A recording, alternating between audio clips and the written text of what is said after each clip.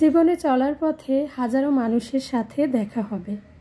কেউ কষ্ট দেবে, কেউ বেইমানি করবে, কেউ বিশ্বাসঘাতকতা করবে, কেউ বা ভালোবাসার নামে অভিনয় করবে, বন্ধুত্বের নামে আপনাকে ব্যবহার করবে। হ্যাঁ, এটাই সত্যি, এটাই নিয়ম। যত তাড়াতাড়ি বুঝতে পারবেন ততই নিজের জন্য ভালো, ততই নিজে ভালো থাকতে পারবেন। আসসালামু আলাইকুম, সবাইকে আমন্ত্রণ জানাচ্ছি আজকের ভিডিওতে। কেমন আছেন সবাই? আশা করছি যে যেখান থেকে দেখছেন সবাই ভালো আছেন এবং সুস্থ আছেন। আলহামদুলিল্লাহ, আমিও ভালো আছি আল্লাহর রহমতে, আপনাদের সবার দোয়া ও ভালোবাসায়। নতুন একটা দিন শুরু হয়ে গেছে আর সবারই কর্মব্যস্ততাও শুরু হয়ে গেছে, আমিও তার ব্যতিক্রম নই। দিনের শুরুতেই আমি চেষ্টা করি আমার গাছের যত্ন নিতে। আমার যে কয়টাই গাছ আছে আমি ওদেরকে পরিচর্যা করি খুব সুন্দর করে। মানি প্লান্টের যে গোড়ার মাটি ওটা মাঝে মাঝে একটু ঝুরঝুরা করে দিতে হয়, তো সেটাই করে দিয়েছি। তারপরে তো একটু একটু করে ঘরের কাজগুলো গুছিয়ে নিচ্ছি। সংসার মানেই হলো হাজারটা কাজ, তাই না? একটা অগোছালো সংসার সুগৃহিণীর বুদ্ধি আর পরিশ্রম দ্বারা কিন্তু সুন্দরভাবে গড়ে ওঠে। একটা সুন্দর সংসার গড়ে তুলতে আসলে কিন্তু বুদ্ধি পরিশ্রম দুটোই দরকার হয়, আর অবশ্যই ধৈর্য থাকতে হয়। ধৈর্য না থাকলে কিন্তু সংসার জীবনে ভালো কিছু করা সম্ভব হয় না, সংসার জীবন সুখেরও হয় না। আমাদের এই সংসার জীবনে অনেক সময় দেখা যায় যে হাজারটা সমস্যার সম্মুখীন হতে হয়, আর সেই সমস্যার সময়টাতে অবশ্যই ধৈর্য ধারণ করে সব কিছুর মোকাবেলা করতে হয়। আর এই জীবন মানেই হলো সুখ ও দুঃখের মিশ্রণ, কখনো হাসি, কখনো কান্না, কখনো প্রাপ্তি, কখনো বেদনা। কিন্তু একটা বিষয় চিরন্তন সত্য, এই দুনিয়ায় কেউ চিরকাল সুখে থাকে না, আবার কেউ চিরকাল দুঃখেও ডুবে থাকে না। জীবন এগিয়ে চলে তার নিজস্ব গতিতে, আর সেই গতির ছন্দেই আমরা শিখে যাই, নিজেকে ভেঙে চুরে নতুন করে গড়ে তুলি। জীবনে যারা বড় হয়েছে তারা কাঁদতে কাঁদতে শিখেছে হাঁটতে। ব্যর্থতা তাদের থামায়নি, বরং শিখিয়েছে নতুন করে চেষ্টা করতে।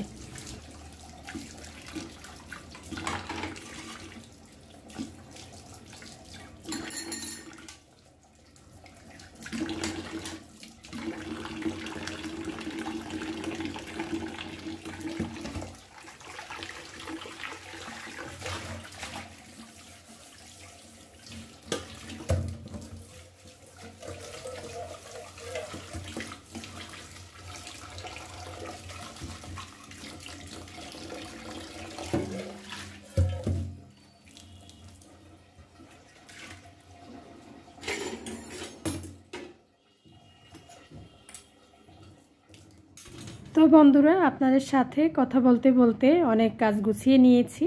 আর এই তো আমি একটু আমসত্ত্ব দিয়েছিলাম, তো সেটা একটু আপনাদের সাথে শেয়ার করছি। আমি কিন্তু এর মধ্যে বেশি কোনো মশলা দেইনি, শুধু গরম মশলা দিয়েছি, একটু দারচিনি আর হলো লবণ, চিনি, সামান্য একটু মরিচের গুঁড়া দিয়েছি, শুকনো মরিচের গুঁড়া।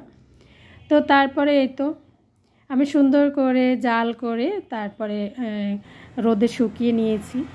এই আমসত্ত্বটা খেতে অনেক বেশি টেস্টি হয়েছিল, একটু টক মিষ্টি ঝাল সব কিছু মিলিয়ে অনেক বেশি ভালো লাগছিল। তো রোদে সুন্দর করে শুকিয়ে নিয়েছি। তো এটা শুকাতে 2-3 দিন সময় লেগেছিল, আর শুকাতে শুকাতে কিন্তু অনেকটা খাওয়াও হয়ে গেছে। এই তো দেখুন, এই যে অর্ধেকটা খাওয়া হয়ে গেছে, এটা কিন্তু মাহির আর তার বাবাই খেয়েছে। কষ্ট করে যদি একটা খাবার তৈরি করা হয় আর সেটা যদি সবাই পছন্দ করে খায়, তাতেই বেশি আনন্দ লাগে।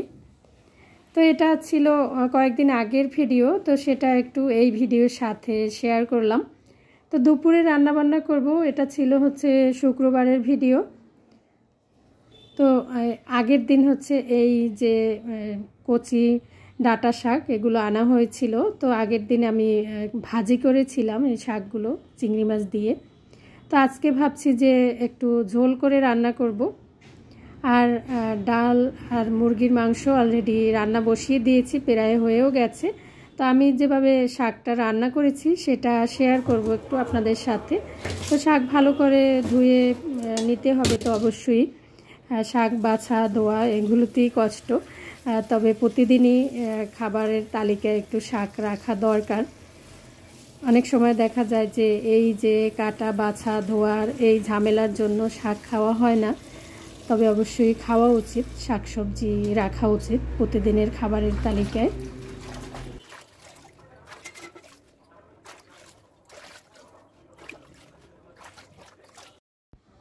বন্ধুরা, যারা কিনা সব সময় আমার ভিডিও দেখেন এবং সুন্দর সুন্দর কমেন্ট করে আমাকে উৎসাহিত করেন, সবার প্রতি আমি অনেক বেশি কৃতজ্ঞ।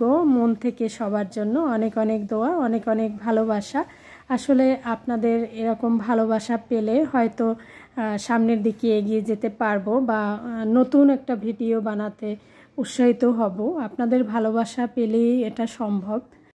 হয়তো অনেক সময় ব্যস্ততার কারণে কানেক্টেড থাকতে পারি না বা রেগুলার ভিডিও দিতে পারি না, কিন্তু আমি সবাইকে অনেক বেশি মিস করি যারা কিনা সব সময় আমাকে সুন্দর সুন্দর কমেন্ট করে উৎসাহিত করেন।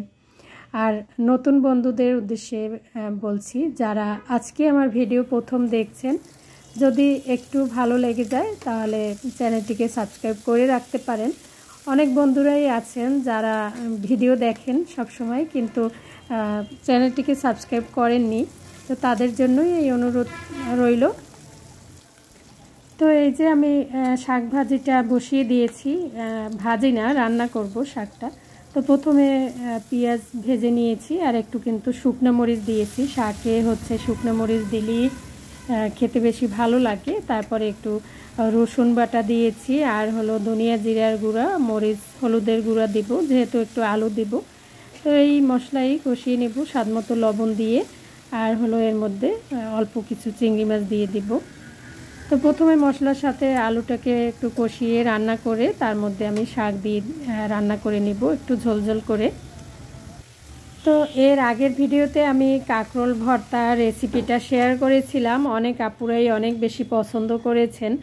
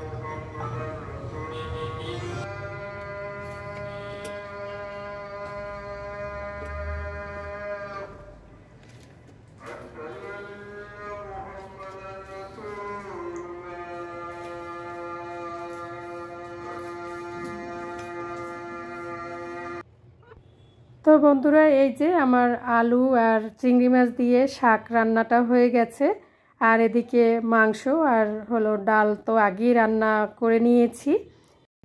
তো এই যে আমার রান্নাবান্না সব কমপ্লিট হয়ে গেছে। এখন হলো রান্নার পরবর্তী যে রান্নাঘরে কাজ থাকে সেই কাজগুলো করে তারপরে হচ্ছে রান্নাঘর থেকে বের হব। আর সকাল সকালে আমি রান্নাবান্না সব কিছু গুছিয়ে করে নিয়েছি। দেখা যায় যে সকাল সকাল যদি রান্নার কাজগুলো গুছিয়ে করা হয়ে যায় তাহলে দিনটা অনেক বেশি বড় মনে হয়। তো নিজের জন্য একটু সময় বের করতে পারি বা পরিবারের জন্য একটু সময় বের করতে পারি। অনেক সময় নিজের কাজের ব্যস্ততার কারণে কিন্তু নিজের সন্তানদেরকে সময় দেওয়া হয় না। তো সেই জন্য চেষ্টা করি একটু তাড়াতাড়ি করে সংসারের কাজগুলো গুছিয়ে করে সবার জন্যই একটু সময় বের করতে। তো শুক্রবার হলো সবাই একসাথেই খাওয়া দাওয়া করা হয় দুপুরের খাবারটা। এই তো আমরা সবাই একসাথে খাওয়া দাওয়া করে নিয়েছি। তারপরে হলো সন্ধ্যার পরে আপনাদেরকে সাথে নিয়ে আমরা কিন্তু বাইরে বের হয়েছি। আর বাইরে কিছু কাজ ছিল, তো সেই কাজ বাজ সেরে তারপরে আমরা রেস্টুরেন্টে গিয়েছিলাম নাস্তা খেতে। তো এখানকার কিছু মুহূর্ত আপনাদের সাথে শেয়ার করছি। বাচ্চাদেরকে সাথে নিয়ে বের হলে এরকম রেস্টুরেন্টে আসতেই হয়, যতই হিসেব করে চলি না কেন বাচ্চাদেরকে সাথে নিয়ে আসলে আর ওইভাবে হিসাবের চিন্তা মাথায় থাকে না। যখন ওরা বলে যে আমরা একটু রেস্টুরেন্টে যাব, কিছু খাবার খাবো, তখন সেটাই করা হয়। তো এই যে আমরা কিন্তু রেস্টুরেন্টের মধ্যে চলে আসছি। আর এই তো আমরা যখন আসছি তখন হলো একটুও ভিড় ছিল না, সাথে সাথে আমরা খাবার অর্ডার দিয়ে দিয়েছি। আর যেহেতু ওরা বাসায় ফিরে এসে পড়াশোনা করবে, তো সেই জন্য আর কি তাড়াতাড়ি করি আমরা এখান থেকে বের হওয়ার চেষ্টা করেছি। তো এখানে আসার পরে খুব বেশি একটা অর্ডার দিয়ে বসে থাকতে হয়নি।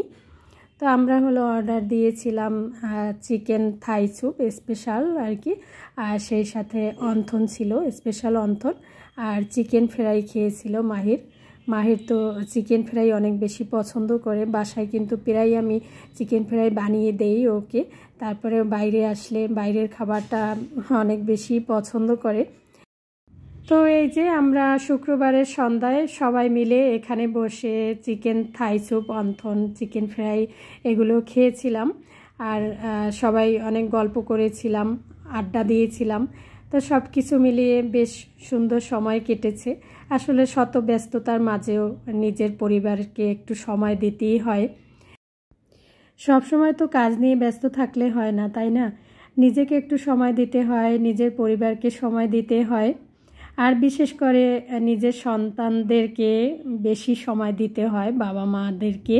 কারণ ওরা যখন একটু একটু করে বড় হয়, ওদের সাথে বেশি করে মিশতে হয়, ওদের সাথে বন্ধুসুলভ আচরণ করতে হয়। তাহলে দেখা যায় যে ওরা কিন্তু খুব ভালোভাবেই বেড়ে ওঠে। বাবা মা যদি সন্তানকে খুব ভালো করে যত্ন না নেয় বা ওদেরকে সময় না দেয়, তাহলে দেখা যায় যে ওরা একটু অন্যরকম হয়ে যায়। তো সেক্ষেত্রে আমি মনে করি ওদেরকে একটু সময় দেওয়া উচিত শত ব্যস্ততার মাঝেও। তো এই ছিল আমার আজকের ভিডিওটি দেখার জন্য সবাইকে জানাই অসংখ্য ধন্যবাদ। সবাই ভালো থাকবেন। আল্লাহ হাফিজ।